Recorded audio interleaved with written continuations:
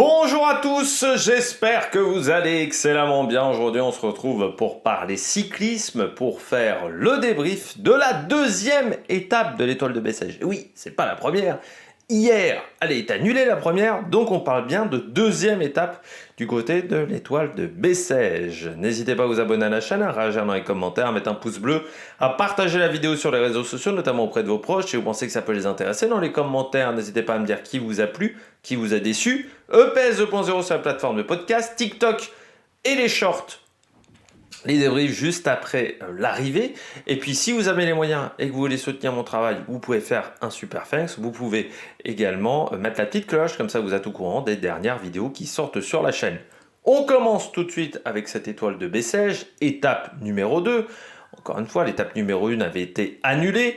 Oui, parce qu'avec la crise des agriculteurs, grosso modo, la police n'était pas disponible pour faire la sécurité de la course, donc ce qui posait un véritable problème.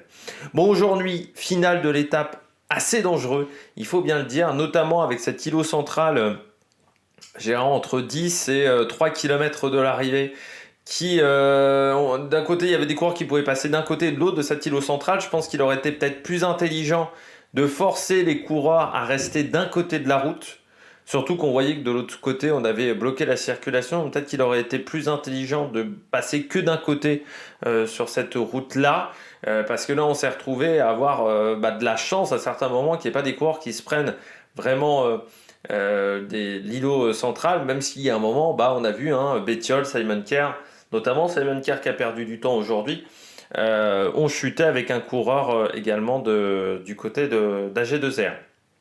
Des soucis de sécurité aussi pour moi, pour le classement de la montagne qui était quasiment en plein milieu d'un virage et qui a surpris notamment deux coureurs de l'échappée aujourd'hui. Donc ça c'est aussi dommageable en termes de sécurité. Après pour l'îlot central notamment dans le final, je vais pas être trop méchant parce que je me dis qu'ils ont peut-être pas eu le niveau de sécurité qui était escompté.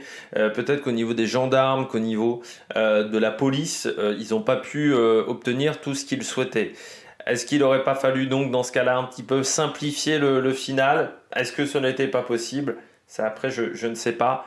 Mais c'est vrai que ce passage-là était technique. Est-ce qu'il n'aurait pas fallu mettre un petit peu plus de ballots de paille aussi pour indiquer, ou de ruban pour indiquer que c'était dangereux? Il y avait peut-être des moyens quand même d'indiquer tous ces terre-pleins centraux qui étaient nombreux. Bon, finale où dans le dernier kilomètre, on a la moitié de l'équipe Alpecin qui tombe dans un virage. Et puis après, c'était une vraie montée, 900 mètres à 9%. On était sur un vrai effort très punchy, très dur. Et à ce petit jeu-là, on savait qu'il y en avait un qui était quand même très fort, c'est Mats Pedersen. Et en plus, à ce moment-là, il est bien positionné, mais peut-être même un peu trop devant. C'est-à-dire que son équipe a travaillé pendant toute la journée et peut-être que là, il y a eu une erreur. Ce qui fait que derrière, il se fait déborder par Decathlon. Et surtout, on a l'attaque de Rémi Rochas du côté de la Groupama, qui va dynamiter un petit peu tout le groupe. Et à 175 mètres de l'arrivée, alors que Axel Laurence est dans la roue de Mats Pedersen, il décide de déclencher son sprint et il va faire un gros sprint de bourrin et réussir à battre Mats Pedersen dans un effort qui est ce qu'il adore le plus, Mats Pedersen. Donc battre Mats Pedersen sur son terrain, c'est quand même une sacrée belle performance qu'a réalisée aujourd'hui Axel Laurence. On regarde tout de suite les coureurs au top. Attaque de Marlou! Du côté des coureurs au top, je voulais déjà souligner rapidement la belle résistance de l'échappée aujourd'hui. C'est vrai que Maximilien Juillard et Jean-Louis Domini ont fait preuve quand même d'une belle capacité de résistance, parce qu'ils ont été repris à 5 km de l'arrivée à peu près. Donc déjà, je voulais le souligner. Bon, du côté des coureurs au top, bien entendu, Axel Laurence, le vainqueur du jour. Ça fait partie des coureurs qu'on subit, Jérôme Pinault. Vous savez mon avis sur ce personnage, que je n'aimais déjà pas en tant que coureur. Vous savez, c'était déjà un coureur que je trouvais tête à claque. J'aime encore moins le manager que le coureur. Mais du côté de Axel Laurence, ça fait partie des coureurs qui auraient peut-être pas eu la même carrière si BNB ne s'était pas arrêté. Lui, il s'en est bien sorti, mais il a quand même dû passer par la réserve. Et c'est vrai qu'il est redescendu dans la réserve. Mais il a utilisé cette année-là pour progresser. Et puis, il s'est dit, je vais aller notamment au championnat du monde espoir où il s'est imposé sur un circuit qui était quand même difficile, du côté de Glasgow, un circuit avec pas mal de relances. Et là, aujourd'hui, c'est un effort qui lui convenait extrêmement bien. Mais je rappelle, c'est un mec qui fait, lors de sa première année pro, 2 derrière Van Aert, sur le Grand Prix de Plouay, sur un sprint en bosse, enfin en faux plat montant. Donc on sait que c'est un effort qui lui correspond bien. Mais je trouve ce qui est fort du côté d'Axel Laurence aujourd'hui, c'est qu'il arrive à se démerder quand même vraiment seul, parce qu'il y a quand même la moitié de l'équipe qui tombe dans un virage, qui tombe le long du trottoir, qu'il a réussi aussi à éviter cette chute, et qu'il a réussi vraiment à prendre la bonne roue. Tout le monde voulait la roue de Pedersen aujourd'hui. Mais c'est lui qui l'a. C'est-à-dire qu'il a fait le job pour l'avoir. Et après, il fait un super sprint. Et le sprint, quand même, 175 mètres. Hein. Il fait pas un petit sprint, parce que moi, quand je l'ai vu sortir, je me suis dit, ah putain, c'est dommage, il démarre son sprint trop tôt. J'ai eu vraiment cette réaction-là. Et puis en fait, je me dis, putain, il tient. Elle est vraiment où la ligne? Elle est où la ligne? Montre-moi la caméra de la ligne d'arrivée. Et puis non, ce que je me dis à un moment, putain, il va s'écrouler, parce que tu vois qu'à un moment, presque, il se rassoit. Il relance, mais tu sens que Pedersen, à ce moment-là, il remonte au niveau de son pédalier. Donc tu te dis, Pedersen, il va réussir à revenir, surtout qu'avec ça, il a peut-être perdu de la vitesse. Non, Pedersen n'a jamais réussi à revenir. Donc chapeau Axel Laurence, parce que sur un effort de ce type-là, réussir à tenir la cadence face à Coco, c'est quand même une énorme perf. Une énorme perf pour le coureur français, donc très content du niveau d'Axel Laurence aujourd'hui, parce qu'il faut aller le chercher, le petit Mats Pedersen. Deuxième coureur au top du jour, bien entendu j'ai mis Mats Pedersen. Pourquoi Mats Pedersen? Parce qu'il prend quand même la deuxième place aujourd'hui. Pour un premier jour de course, c'est pas mal. Parce qu'Axel Laurence, il a fait le Grand Prix de la Marseillaise, ce que n'a pas fait Mats Pedersen. Donc Mats Pedersen, c'était vraiment le lancement de sa saison. Donc on peut dire qu'il était un peu moins frais. J'ai envie de dire que parfois il a lancé des saisons avec une deuxième place, notamment derrière Brian Cocard. C'était pas si mal que ça. Du côté d'Axel de Mats Pedersen, on voit qu'il est déjà en bonne condition physique. Hein. Pedersen, je pense qu'ils se sont un peu ratés du côté de la Lidl Trek. Ils savaient qu'il était le favori de l'étape. Ils ont contrôlé énormément la journée. Et dans les 10 derniers kilomètres, je pense que ça leur a coûté. Alors même si Pedersen, il est bien emmené, notamment par Tom Skuns, qui fait un super boulot aujourd'hui, je pense que s'ils n'avaient pas roulé autant sur l'étape, s'ils avaient partagé le travail avec d'autres formations, là, ils ont vraiment voulu quand même, c'était eux qui assuraient, on va dire, 70% du boulot pour les échapper. Je pense que ça a manqué dans le final. Et que Mats Pedersen s'est retrouvé peut-être à manger un peu trop devant. Je pense que dans le final, il est un peu trop tôt devant.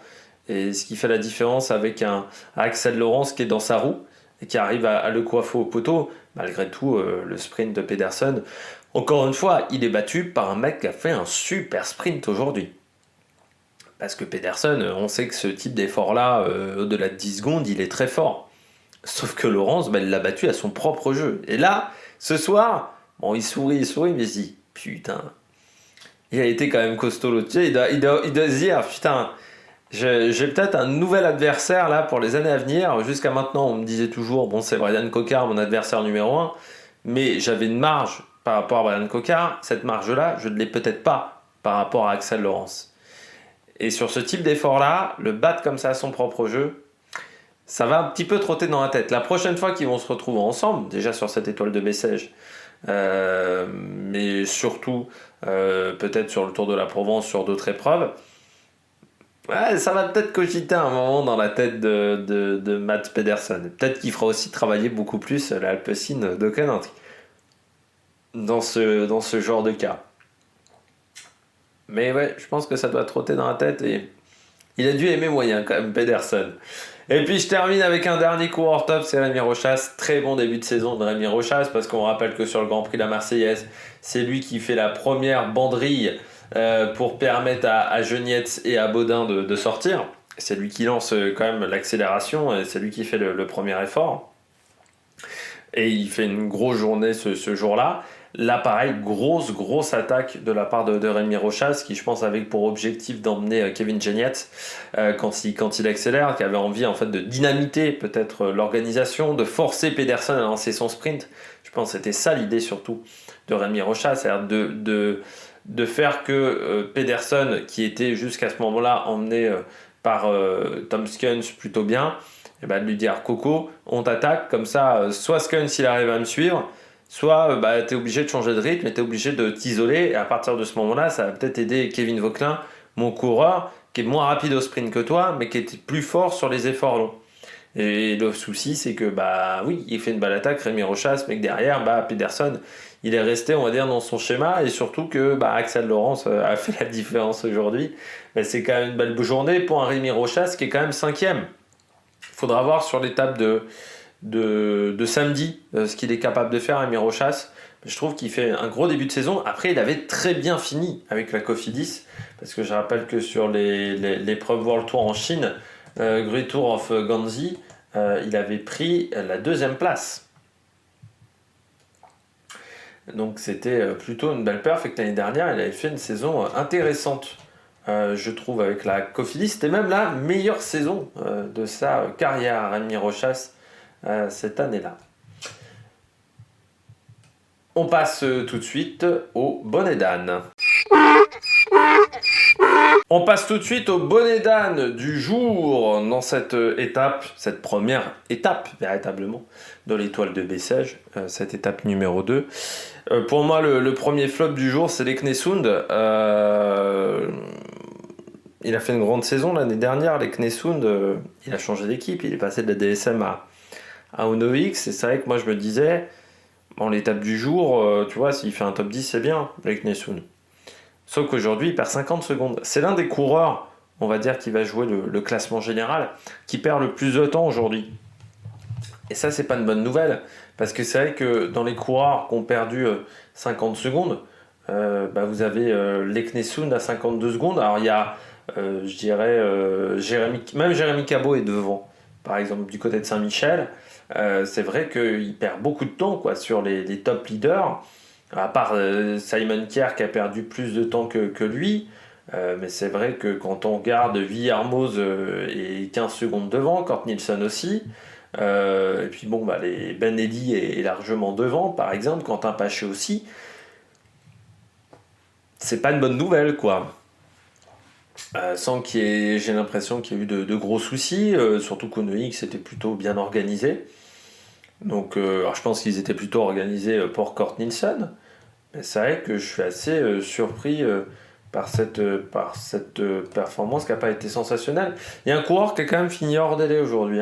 C'est Hugo Aznar, jeune coureur de Kern Pharma, qui finit à 24,47 pour des délais qui étaient à 18,58 aujourd'hui. Voilà. Donc le dernier coureur dans les temps, c'est Maël Guégan. Mais oui, il se rate, quoi. Il se rate vraiment aujourd'hui. C'est pas top, quoi, pour l'Eknesund. Et je dirais que c'est pas un grand début de saison de la part de l'Eknesund.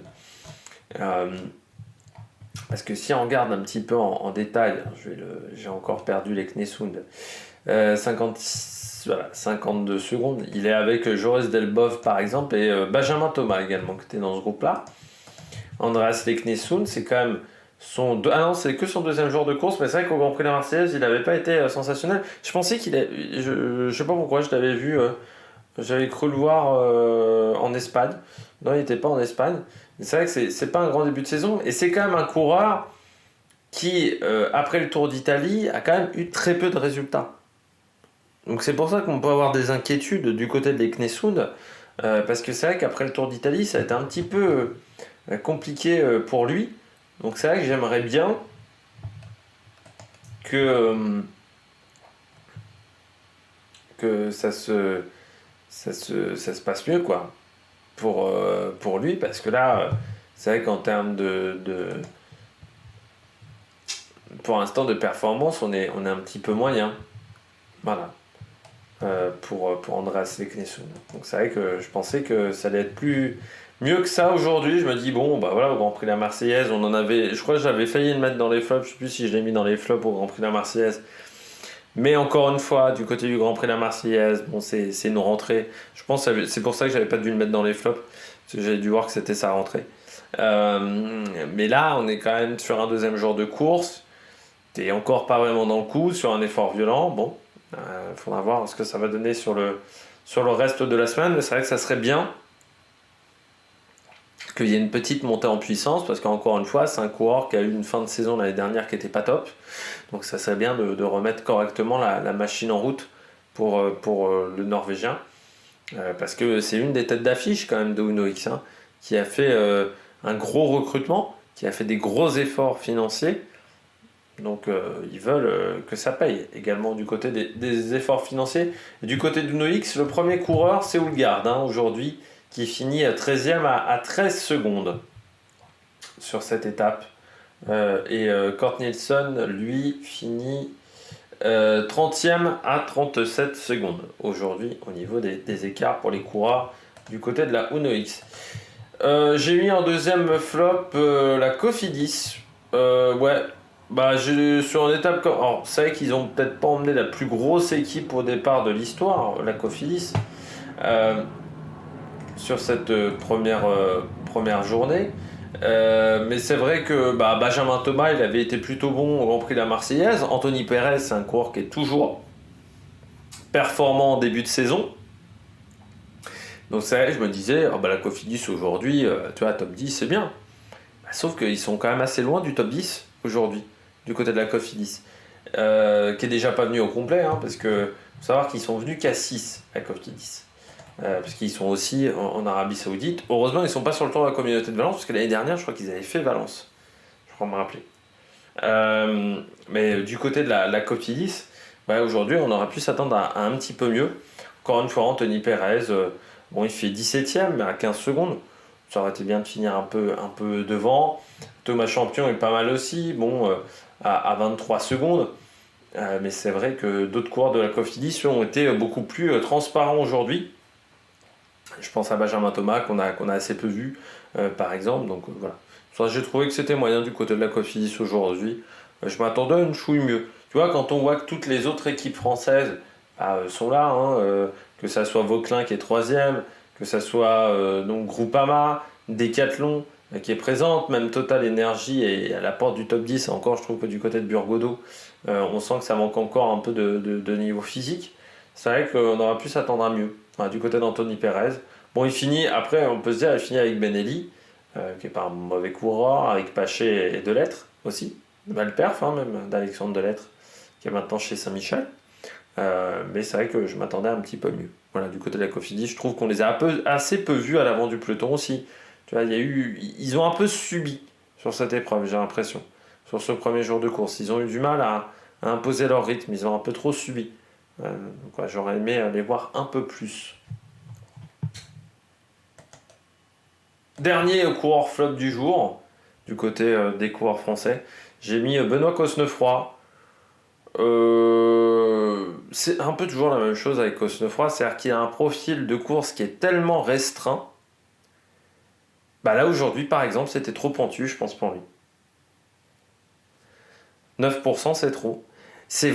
Cosnefroy, c'est vraiment un profil qui est atypique comme coureur. C'est un mec qui est bon entre 5 et, j'irais, 7,5, 8 de pente. Au-delà de ces chiffres-là, on a l'impression que ça ne marche plus. Pourtant, entre 5 et 7,5, 8, il fait peut-être partie des 3-4 mecs qui sont capables de décoller tout le monde dans leur roue. Au-delà, ça ne marche plus. Cosnefroy a quand même une particularité, c'est d'avoir rarement été performant dans le mur de 8, par exemple.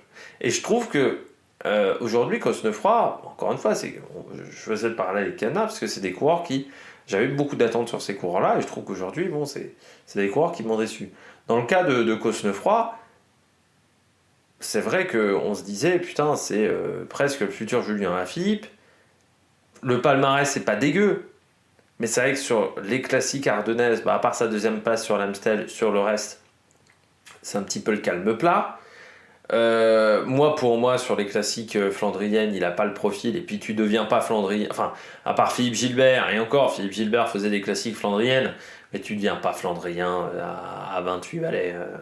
Et à un moment, ça demande beaucoup de travail de connaître les parcours de ces épreuves-là. Et pour être performant, il faut connaître les parcours par cœur. Je sais même pas s'il va y retourner Cosnefroy cette année. Parce que je sais pas si c'est prévu. Ouais, je pense pas que ça soit prévu parce qu'il est sur d'autres courses en mars. Il veut faire Milan par contre.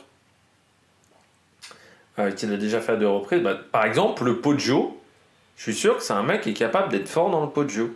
Parce que c'est moins pentu. C'est dans ses valeurs, on va dire. C'est dans ses bases, le Poggio. Je trouve que voilà, c'est quand même dommageable parce que c'est un coureur qui était important, intéressant. Quand il arrive chez AG2R, en plus, il arrive presque en star. Quand il arrive après son titre de champion du monde en 2017, AG2R, putain, ils se disent, voilà, on a recruté la grosse pépite. Sauf que depuis, il y a 13 victoires, mais sur ces 13 victoires, alors tu as le Grand Prix de Québec, Grand Prix Ouest-France, mais c'est quand même pas les plus grosses épreuves World Tour de l'année. Même si ce sont des bonnes épreuves World Tour. Et qu'il y a beaucoup de coureurs qui aimeraient avoir ce palmarès-là. Et pas mal de courses de Coupe de France. Mais c'est vrai que comme son répertoire de courses est très restreint, aujourd'hui tu me dis quelle autre course il peut gagner en World Tour. En classique, je te dis Milan-San Remo, s'il arrive à faire la différence dans le Poggio, mais ça me semble... je pense qu'il y a meilleur que lui aujourd'hui sur Milan-San Remo. Et sur les autres grandes courses, je vois difficilement. Et c'est dommage, parce que pour un mec qui est champion du monde espoir, ça attend des résultats. Mais je dis souvent, les champions du monde espoir, il y a eu à boire et à manger. Depuis que cette catégorie existe, c'est vrai que il y a eu des mecs qui n'ont pas été bons. Alors Fedorov, par exemple, c'est pas excellent. Baroncini, là aussi, c'est pas dingue. Battistella, Hirschi, c'est quand même intéressant. Cosnefroy en 2017. Alforsen en 2016. Kevin le Danois, par exemple. Mohoric, si, ça a mis du temps, mais il est devenu performant. Lutsenko aussi, Arnaud Démare aussi, Michael Matthews aussi. Romain Sicard, par exemple. Peter Velid, c'est quand même le mec qui était toujours pas très loin de gagner une course, mais jamais très loin. Schiolek, heureusement qu'il y a eu Milan-San Remo sous la neige pour Schiolek. Devant Romain Feuillu, là aussi. Romain Sicard, c'était devant Carlos Betancourt. Donc, pas dire que voilà. J'ai qui Francesco Kiki, Jaroslav Popovic, c'est des mecs qui ont eu quand même du mal à confirmer derrière. Sergei Lagoutine, là aussi, en 2003, Lagoutine s'impose devant Van Semmeren et Thomas Dekker. Lagoutine, sur quand de palmarès, Lagoutine, c'est pas fantastique, quoi, dans son palmarès. Kiki, pareil, beaucoup de victoires, mais des grosses épreuves, il n'y en a pas tant que ça pour le coureur italien. Donc, c'est peut-être la catégorie où même il y a le plus à boire et à manger, comme je dirais. C'est vraiment une catégorie où on a eu des coureurs qui ont fait des grands résultats, et puis d'autres où c'est quand même plus compliqué dans leur carrière. Par exemple, Caleb Ewan, deuxième en 2014. Tu vois, ça c'est bien. Mais par exemple, Guillaume Boivin, qui est troisième en 2010. Taylor Phinney, pareil, c'est quand même des mecs qui ont... Après, Taylor Phinney, il a eu des grosses blessures dans sa carrière. Mais il y a quand même des mecs qui sont passés à côté. Tu vois, par exemple, David Losley, Suisse. La carrière de David Losley, c'est pas la plus grosse carrière, c'est pas le plus gros palmarès du cyclisme. Alors que le mec est troisième des championnats du monde espoir en 2002. Donc, walou. On poursuit avec tout simplement l'étape de demain. Demain, un grand classique sur l'étoile de Bessèges, la fameuse étape 2 Bessèges, du côté de cette étoile de Bessèges, 161 km autour de Bessèges, un grand classique parce que le parcours n'a pas vraiment changé, le col des Brousses, la côte de Long et le col de Porte. On a l'impression comme ça que c'est pas très compliqué, mais en fait c'est l'enchaînement des difficultés qui va faire mal autour de ce circuit. Donc le col des Brousses, comme vous le voyez, il y a un passage à 7,1%. Sinon, c'est quand même régulier autour des 5%. Le col de Long, c'est encore plus plat. C'est long, mais c'est pas très difficile. C'est côte de Long. Et puis, le col de Porte, là aussi, c'est très très roulant.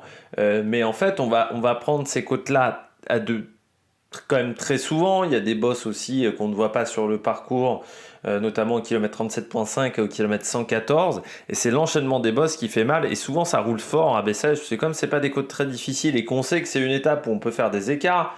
Surtout que l'étape de samedi est pas forcément très difficile. Il y a des années où elle a été plus compliquée, que parfois il y a aussi du vent autour de Bessèges, ce qui peut créer des cassures. Les routes sont pas toujours très larges, donc ça peut être une étape très intéressante pour faire des écarts avant le week-end. On regarde 161 km. Donc voilà, le final est sur le plat. Donc après le col des Brousses, on sera à 12 km de l'arrivée. Vous voyez, donc il y aura un petit peu de descente et puis il y aura 7-8 km de plat pour rejoindre Bessèges où on pourrait avoir peut-être des groupes qui se rejoignent. J'espère que vous avez aimé cette vidéo. Si vous avez aimé cette vidéo, n'hésitez pas à vous abonner à la chaîne, à réagir dans les commentaires, à mettre un pouce bleu. Et puis nous, on se retrouve pour de nouvelles aventures sur la Mac Production. Ciao, ciao!